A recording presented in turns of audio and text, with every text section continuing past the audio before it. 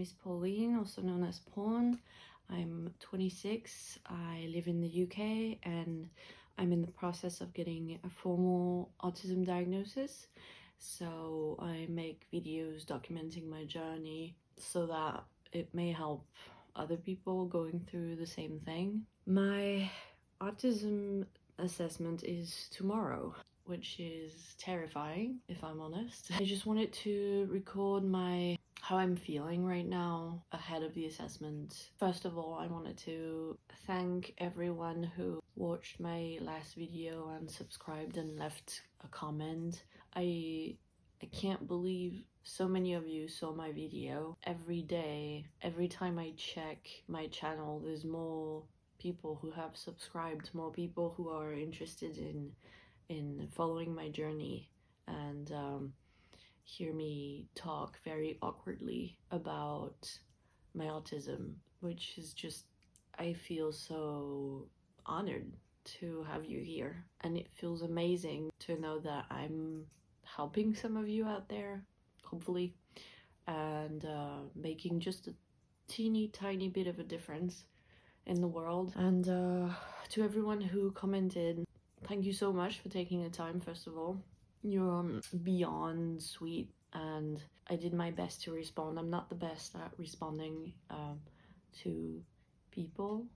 I think that's part of my autism. I struggle to just know what to say to people, and that also includes like, you know, like real life conversations, but also just YouTube comments. For me, I know that for the few weeks / months leading up to my assessment, I binge watched videos like this every single day, like most of us, I think. And because we need to be able to anticipate things, we need to be able to know what things are gonna look like, feel like. Just being able to watch videos like this can help with your anxiety ahead of the assessment, or just even sometimes it can help you make the decision to get an assessment and take that first step, which can be daunting. I just wanted to record how I'm feeling right now. One day before my assessment, last night, I had a meltdown / panic attack thingy going on. I'm not sure, or shut down. I'm not sure. I'm still not 100% sure what I'm experiencing in those moments. But basically, so like I said in my last video, I had to fill out a 66 question questionnaire about my childhood autistic traits and my autistic traits now as an adult from someone else's perspective. So I answered most of those questions myself because I don't have someone who knew me as a child, and then my partner answered the other questions. And my partner has ADHD and possibly autism as well, so he has his own executive dysfunction to deal with, and so he kind of struggled to get going with it, which stressed me out because I could see like there were quite a few questions that required time, you know, to do it properly, and I was just seeing the days go by and I was like, it stressed me out, you know. But he's fine, he's done it. I don't know, last night we kind of both worked on it for a bit. It was really late, it was around midnight, 1 a.m. rereading all that I wrote down and then reading what my partner wrote down and everything. Well, I already said in my previous video that it's very overwhelming. It's the word that best describes my life right now. Well, it describes me as a person very well. I often feel overwhelmed, but especially right now, these days, with my autism assessment coming up, having to fill this questionnaire, I feel completely overwhelmed. And so just reading about myself like this, basically it's like reading about all the things that for the longest time I considered to be flaws about myself, things I didn't tell people, things I was ashamed of, all my insecurities basically. At this point it's worse than being naked. It feels like I've been skinned alive sounds really gross, but like flayed or whatever it's called. I feel beyond vulnerable, and I haven't sent my questionnaire to my psychiatrist yet. I plan to do it today, but first I want to just read through it one more time, just to make myself feel even more stressed and overwhelmed. But I am a perfectionist in everything I do, so I just have to reread stuff that I write just 15 times before I send it to anyone. I'm gonna send it today, and I'm terrified. I'm terrified because there is so much content on there. But it's 22 pages with like paragraphs this big. I don't know, I'm overwhelmed about the fact that my psychiatrist might get overwhelmed as well by just the sheer amount of information. It's hard for me to strike that balance of providing enough relevant information and not oversharing and making it all confusing. It's very hard. I thought this questionnaire was going to be a formality, like it was going to be really quick and easy. I was wrong. So basically, yeah, last night I went through all my answers, my partner's answers, and I started feeling really emotional, stressed, and overwhelmed, and bordering a meltdown slash panic attack. So I went to bed thinking like I need to try to relax, take my mind off of this. I couldn't. It just kept escalating. And then my partner came to bed, and I was just like stuck in my thoughts about how I was feeling, and how overwhelmed I felt, and like I started to have like physical symptoms where I started to feel like I was almost like disassociating a little bit from my body, feeling just icky. I don't know how to explain it because of Alex alexithymia, I don't know how you pronounce it, and interoception. So I don't always know what's going on emotionally and physically for me. But I felt kind of dissociated. I was trying in the moment, I was trying really hard to keep calm and figure out what was going on, kind of like an experiment instead of just panicking. So I felt a little bit disassociated from my body, and it's really like, my partner kept saying like, try to lay down, read a book, whatever. I was like, no, I can't right now, and I can't be hugged or anything like that right now. I would feel so stifled. I in those moments I feel like I need air, I need space, I need to move, and just lying down doing something quiet just makes it worse for me. So I said, you know what, I'll just go around the house. I need to move, and I needed some me time. I think I needed some time alone. I came down to the living room with the cats, turned on the lights, started stimming slash just moving my body. I did a bit of dancing and like played with some fidget toys. When I had moved a little bit, I felt a bit better.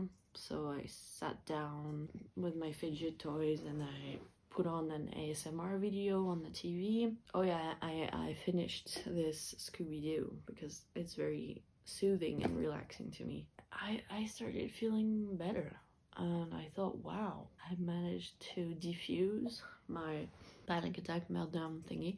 At one point I did have that thing of shutdowns, of like struggling to speak. I get that often in those moments. I don't go like completely nonverbal where I can't speak at all.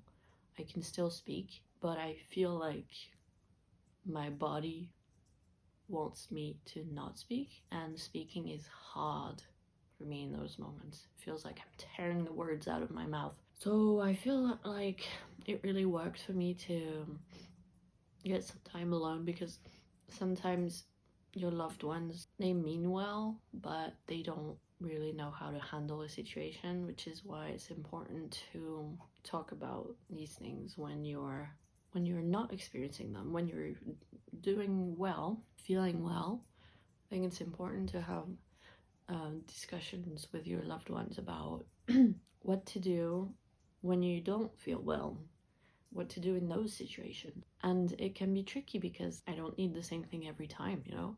So yeah, all that to say that I learned a little bit about myself last night, about what helps, what can help in those moments.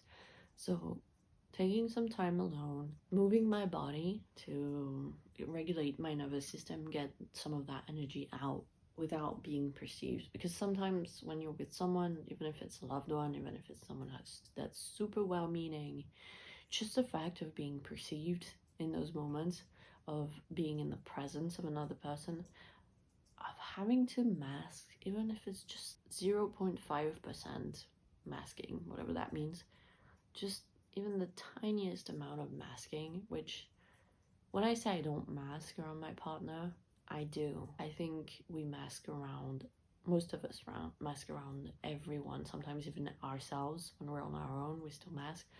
But what I mean by I don't mask around my partner is that it's so minimal compared to when I'm around other people that to me it feels like no masking at all, because it's not strong enough to have any kind of negative impact on my mental health that I know of. But when you're in moments like these, um, even the tiniest amount of masking, just being around someone else, can be too much. And you can't handle being perceived, you can't handle masking, you can't handle just giving them feedback about how you are, answering their questions. Just hearing their voice sometimes is too much for me. Like, my partner will be trying to comfort me, saying things that are meant to be calming and comforting, but just hearing him say stuff stresses me out even more. So sometimes it helps. Sometimes in some situations, I just need to cuddle and hear positive affirmations and stuff like that. And sometimes I need to be alone and stim aggressively, not aggressively as in like hurting myself, but like moving my body a lot, and I don't want anyone around. That's what I did last night and it helped. And then I went back to bed and listened to some more ASMR, read a bit, and then it took me a really long time to fall asleep. I think I didn't fall asleep until past 4 a.m. So I got up really late this morning, but I wanted to get as much rest as possible because my assessment tomorrow is gonna last 2 hours, and I've heard people say it can last longer sometimes. That's how I've been feeling. I've just had a lot more of these episodes leading up to my assessment than I usually have, because this assessment is this diagnosis is so big for me. It's one of the biggest things, if not the biggest thing I've done for myself my entire life. It's so important to me and it's so life-changing in every single way. So obviously it's going to come with a lot of excitement, but also a lot of stress and overwhelm. To give a bit of an update on how my imposter syndrome has been going, it's been interesting. Like I said, it kind of it comes in waves for me. For example, this questionnaire I've had to fill out has both triggered my imposter syndrome in many ways and also confirmed what I already know, which is that I'm autistic. Because it's funny because my own answers to the questions triggered my imposter syndrome, but reading my partner's answers to the questions really confirmed my autism for me, because it's kind of like seeing yourself from a different angle that you've never seen before. You know those mirrors that are supposed to show your true reflection, like they're kind of like 3D mirrors, like a box with 3 walls and it's mirrors, and you look at yourself and you see the real you. I know it was kind of trendy in, well, you see the real you. You see yourself like other people perceive you. It was a bit trendy on social media at one point.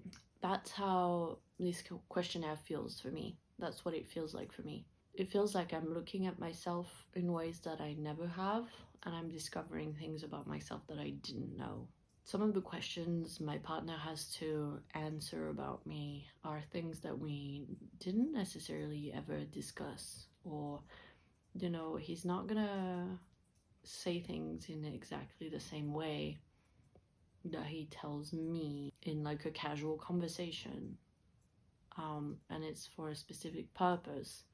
So, like, sometimes I'll read things he wrote and I'll be like, it feels a little bit exaggerated. Did you exaggerate here? Because it feels a little bit extreme. And then he looks at me and he's like, babe. He doesn't call me babe, but babe, you this is what you look like in those moments. This is what you act. This is how you act in those moments. This is what it looks like from the outside. I'm not exaggerating. And so I'm like, oh, okay, yep, that's me. For example, he said that sometimes that's kind of embarrassing for me, but when we're in shops, sometimes the shopkeeper or the person working at the shop, in the shop, will talk to us or talk to me specifically, and I won't respond verbally, but my whole body language really shows that I don't want to be talked to. And that was a surprise for me because from my perspective, I didn't know that I wasn't responding verbally. I don't know if I either didn't notice that the person was talking to me, because that happens a lot. People will just talk to me and I'm just so in my own world, so focused and so overwhelmed by all the sensory stuff, being around people, that I just block it out. Or I will notice that someone's talking to me and I feel like I'm responding verbally, but apparently not always. It makes me look and seem really rude when I hear that. I'm like, oh, I must seem like such a bitch, you know? Like, I'm learning things about myself that I didn't know. Just confirm what I already know. That's the weird thing about this, is you're talking to someone you don't know for 2 hours, 2.5 hours, so that this person who doesn't know you, who's only known you for 2.5 hours, can give you a piece of paper that states something about yourself that you already knew. That seems so absurd to me, this whole diagnosis thing. And yet, I felt like I needed it. I felt like I needed that outside validation, confirmation, that professional confirmation. Even though deep down, I know it. Like, there's an autistic YouTuber, I think she's called Mom on the Spectrum, and she in some of her videos about her late diagnosis, she would say, like, I knew that I knew that I knew that I knew that I was autistic. And that's how I feel deep down. I know that I know that I know that I know, because I wouldn't be doing this otherwise. I know myself, and I wouldn't have started this whole diagnosis journey process so quickly and without hesitation had I not been certain about it, because that's just how I am. You know, it took me months to convince myself to go on antidepressants, because I wasn't sure about it, and I should have listened to my guts because I didn't have such a good experience with it. But that's for another day. But I didn't have that with my autism diagnosis. I didn't have that at all. I was so determined. Even a couple years ago when I was traveling and I started having suspicions for the first time. Even though I wasn't sure, I hadn't done the amount of research that I've done now, I still thought, okay, when I go back to the UK, I'm gonna get a formal diagnosis. Ever since I've had those suspicions, it's almost like I knew my whole life. I don't know how to say it. It's so weird, because whenever I heard about autism throughout my life, even when I heard about it in stereotypical ways, it still resonated with me somehow a little bit. It's like all along, deep down, I knew. I don't know, it's so strange. I feel like I've always known, which is strange because I haven't. You know what I mean? Like, but my whole fucking life, I knew I was different, and I knew something must be going on. You know, I've never felt that before, but I both feel super certain about my autism, like 100%, 120% certain. And on the other hand, I have a huge imposter syndrome where I will go sometimes an entire day convinced that I'm just making it up and I don't have it. Even though deep down I'm convinced of it. It's so effed up. But yeah, it's been strange. I feel full of contradictions and a little bit confused. And yet at the same time I've never felt so right about something.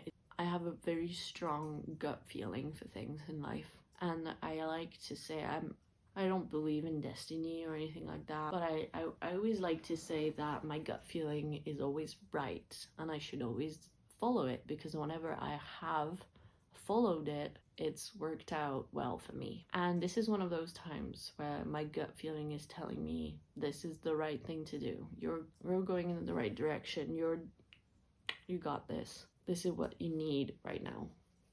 And so I'm listening to it and it feels so right, and at the same time it all happened so quickly. Like just a few months ago I had no idea I was about to go on an autism diagnosis journey. I had no clue. I was just living my life, struggling as always. I didn't know. And like suddenly here I am posting videos on YouTube about getting an autism diagnosis. It's so surreal. I'm sorry, I know I repeat myself a lot. It's just it helps me process things. If I wasn't filming myself right now, I would be doing this same exact thing on my own, just with no camera, because it helps me to process what I'm feeling.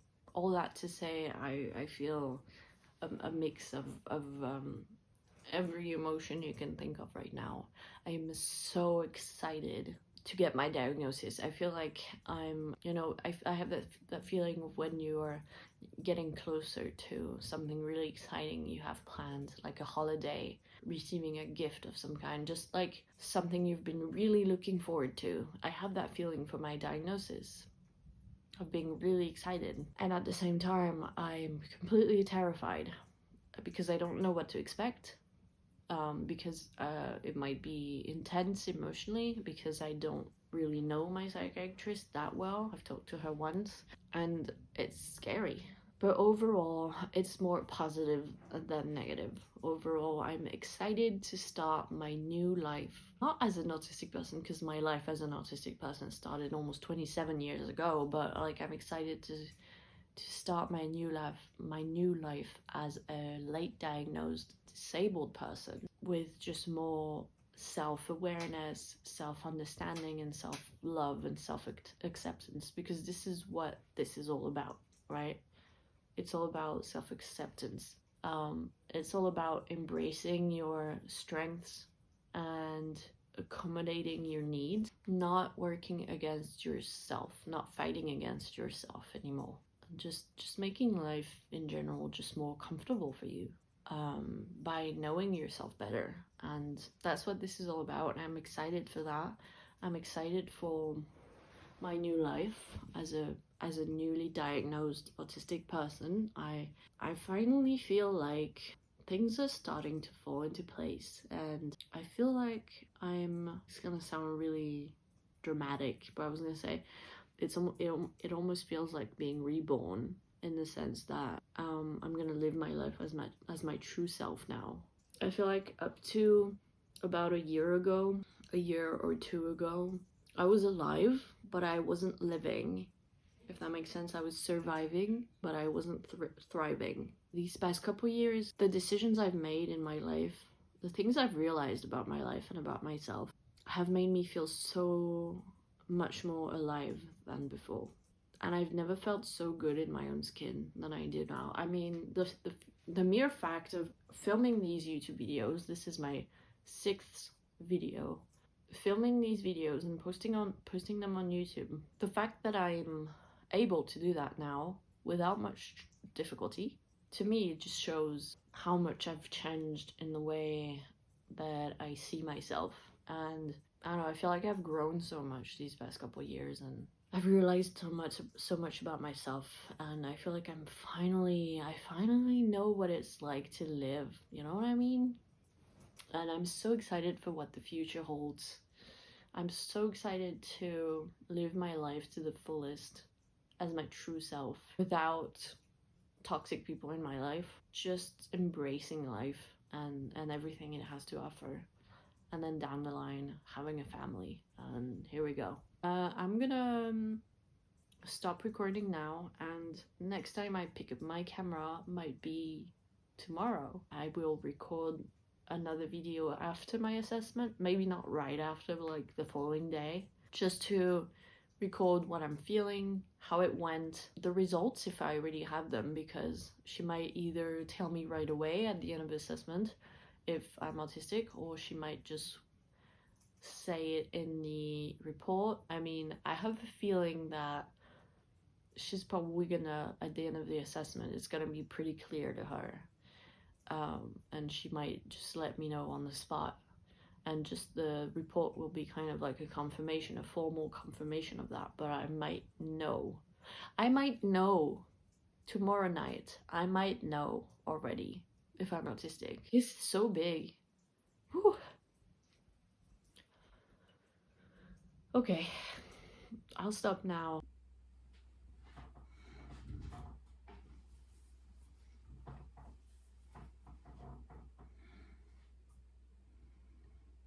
Good evening, Pauline. Hi. Hi. So yeah, so I will send you the written report with like recommendations. But I mean, I would, yes, I would diagnose you with autism. You do meet the criteria, I think, quite clearly. I know we talked about it in the last appointment as well. Okay.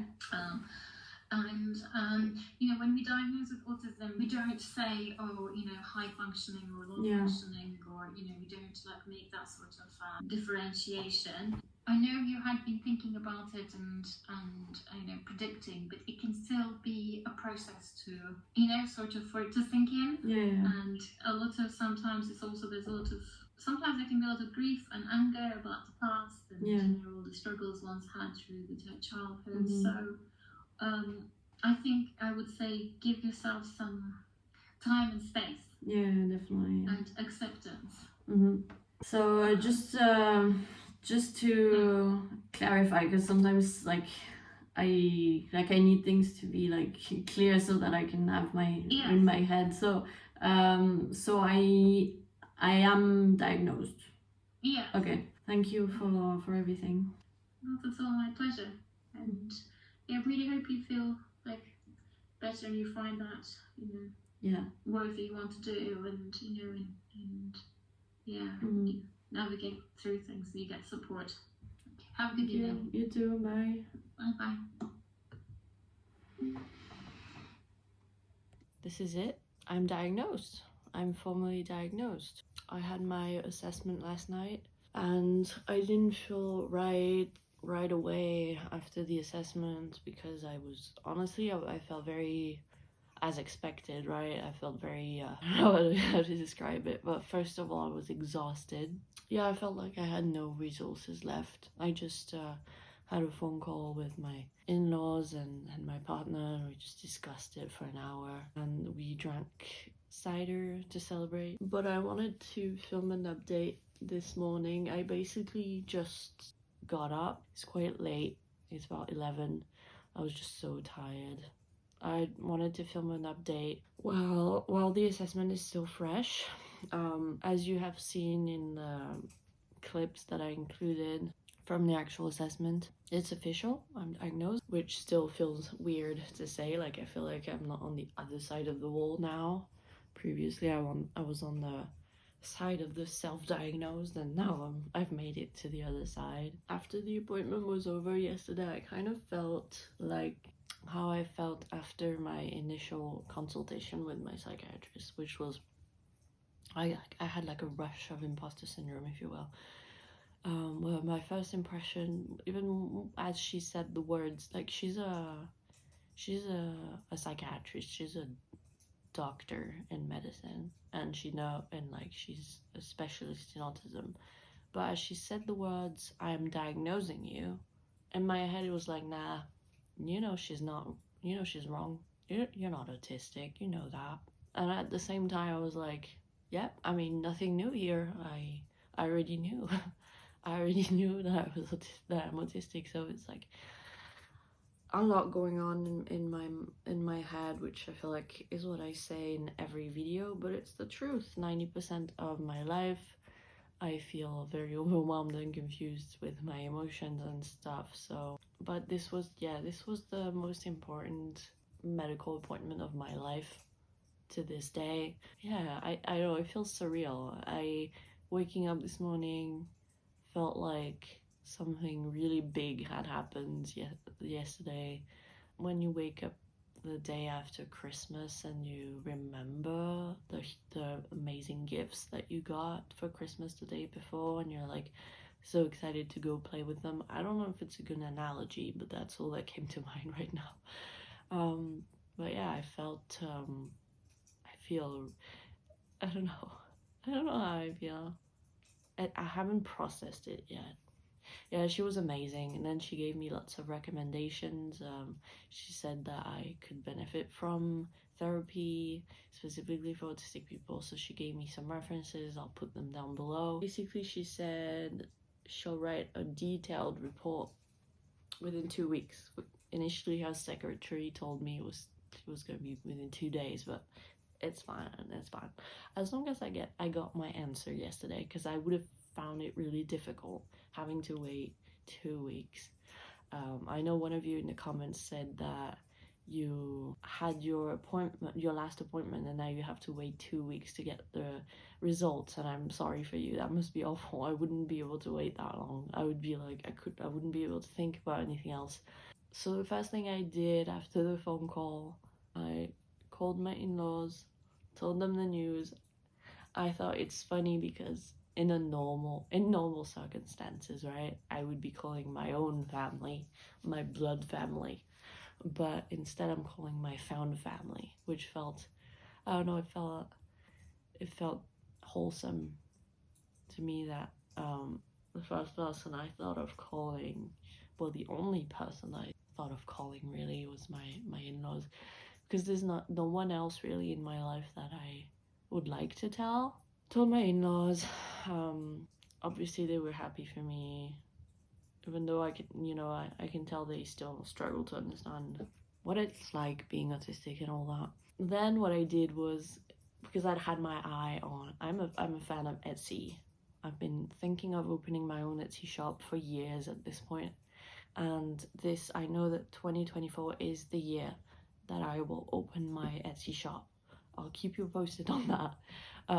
But I love Etsy, and I've had my eye for weeks now on badges, pins that have like little animals on them, and you can personalize it to write whatever you want. So I ordered a fox one, because foxes are one of my favorite animals, and it says I'm autistic on it. And that was like kind of like I promised that to myself as a congratulations gift to myself for when I get diagnosed, which is a little odd, but I've seen other people do it. Yeah, and I also ordered a sunflower lanyard, which is the symbol for hidden disabilities, because I know it can come in handy in like airports and stuff. I'm gonna do a lot of traveling this year, so I know that like the airport staff is trained to recognize that symbol and ask if you need any accommodations, which I don't know how I feel about random people coming up to me. Usually that wouldn't be something I'd enjoy, but you never know. It might be nice to have access to kind of like what is it called, sensory room, whatever, quiet room. I'll put the links to everything down below, by the way, everything I'm mentioning. This is gonna be the biggest video editing project I've had so far, but it's worth it. So once I've received my reports within the next couple weeks, I will make a separate video all about it. I'm not gonna read everything, obviously, because it's kind of personal, but you know, again, just so you can kind of get an idea of what to expect when you do something like this. I've received comments from people saying it really helped them, and I feel, I mean, I don't even have words to describe how blessed I feel. You're along for the ride, and that you're watching the videos I'm making and commenting. I mean, I've made lots of videos in the past, lots of YouTube channels for lots of different things, and it's funny because I was listening to Dana Anderson talk about it yesterday in one of her videos, and I feel like we're the same person, she and her. In one of her videos, she was saying that she made lots of attempts at YouTube channels in the past. I mean, she's my age, so we both grew up. We grew up with YouTube. She's 26 like me. She said that in the past, she got like 0 views and it really discouraged her. And that when she created her this channel, she like started to see that it was helping people, and people were telling her like, even if I'm not commenting, I'm always watching and it's helping and stuff, and that's what's keeping her going. And I really relate to that because I basically had the same experience in the past. Whenever I would create channels, I would always have a mask on, right? Because I thought I wasn't good enough, so I would have a mask on when I would record videos, and I would put so much pressure on myself. It was not sustainable in the long run. And this time, it was all about being authentically myself, because the whole point was unmasking my autism, kind of, and helping others do the same thing. So, just being myself as much as possible. So, masking as little as possible. And I don't know if it's the algorithm that changed, or if it's just that when you start speaking from your heart and being authentically yourself, a lot more people can relate to you. I don't know, but I had like instant views with this channel that I didn't have with any other channels I created before. So I'm so thankful for that. I'm so happy that you're here, and I'll continue, like I said, even though I can say it now, I have my diagnosis now. I'm still gonna continue to make videos. I have a whole list of topics on my phone that I want to cover. There's so much to cover, so I'm definitely not gonna stop here, even though my autism diagnosis journey is almost over. My autism journey will go on until I'm dead, basically, because you're autistic your whole life.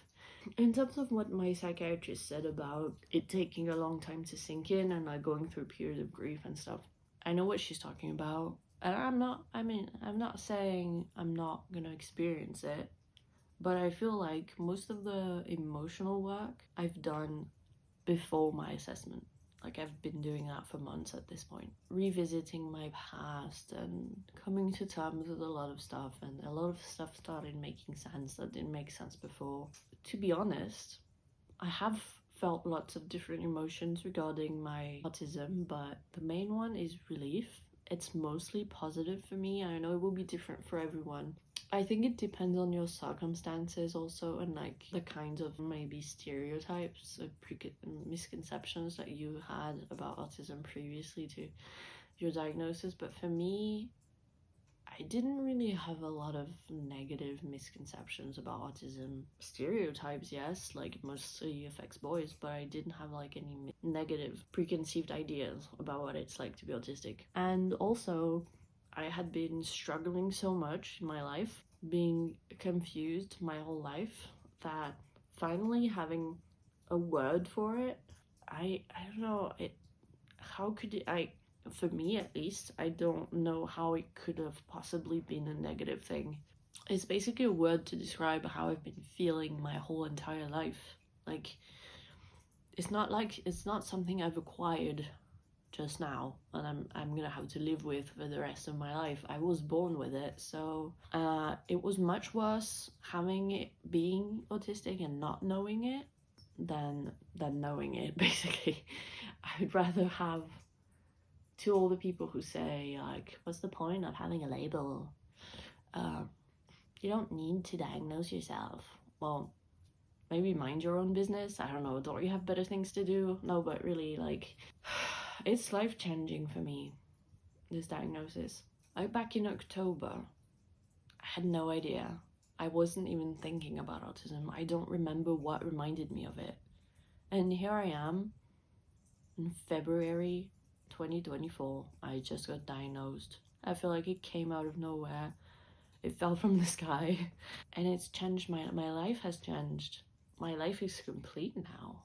Like, I have understood everything I needed to understand. Like, when I was given a PTSD diagnosis a year ago, it was nice, but also, like, you know, I felt that there was something missing. And now, like, you know, there were a lot of things in my life I couldn't explain, and now with autism I can basically explain everything, and it's amazing. I feel like I'm more equipped than I've ever been, mentally and practically, to live my life to the fullest, and I'm so ready for that. I can't wait to start my new life as a late diagnosed disabled person. I've mentioned that before, but to me, autism is a disability, and disability isn't a bad word. I think the ableist society that we live in tends to ascribe a meaning to things that doesn't exist, or like a connotation. And disability doesn't have a connotation. It's just a neutral word to describe that you have difficulties with certain things that most people don't have difficulties with. That's all it means. And you might need special accommodations. That's all it means. Doesn't mean anything else. Doesn't mean you're less intelligent. It doesn't mean you're less of a person. But I feel like for lots of people, myself included at first, I have a lot of internalized ableism, like a lot of people I would imagine. And my first reaction as well was like, hang on, I've just found out I'm autistic, and now you're telling me it's a disability? No, I'm a proud autistic person. I'm not disabled. And then I look at my life. I'm 27. I've never been financially independent. I can't leave my house without my partner. And I'm like, yeah, I'm disabled. But you know what? It's okay because it doesn't change who I am as a person. It doesn't affect my value as a human being. Like, it's just a piece of information about myself that can help me live better. And whatever connotations people put on that word, other people, is not my business. It's not my problem. It's for them to deal with, not me. So I am disabled, and you can both be disabled and be proud of your disability. Like, I'm proud of being autistic, and I'm also proudly disabled. And there's no, like, the two can coexist in my mind. That's what I've been working on. I've been drafting an Instagram post for a week now to announce my diagnosis on my Instagram. That's how certain I was of being diagnosed. It's like I already had an Instagram post prepared, and so I'm gonna post it today. And it's gonna be interesting because there's a lot of people on Instagram, well, not a lot, there's a handful of people on Instagram that know me in real life, and that's how they're gonna find out about my diagnosis. So I'm really interested to see their reactions. It's gonna be funny. It's gonna be, I'm gonna need to process a lot of things mentally over the next few weeks and months. But I'm happy it's over now. I have my diagnosis, and I can move forward in life knowing that crucial information about myself, and getting the necessary accommodations for myself. I might document the whole process of applying for PIP if I decide to do that, and maybe the process of applying for an assistance dog, because I've also been thinking about that. So I might document all of this. I know that a lot of this stuff is difficult to access for a lot of people. It might be helpful for some of you who are interested in getting these things to know what it's like getting it, and know what to expect. I'm gonna end this video now, and thanks for watching this very long video. I'm so thankful to every single one of you who watches and comments and likes. Don't forget to subscribe so that you know when I post the next video if you're interested. Thank you. I'll see you in the next video. Bye.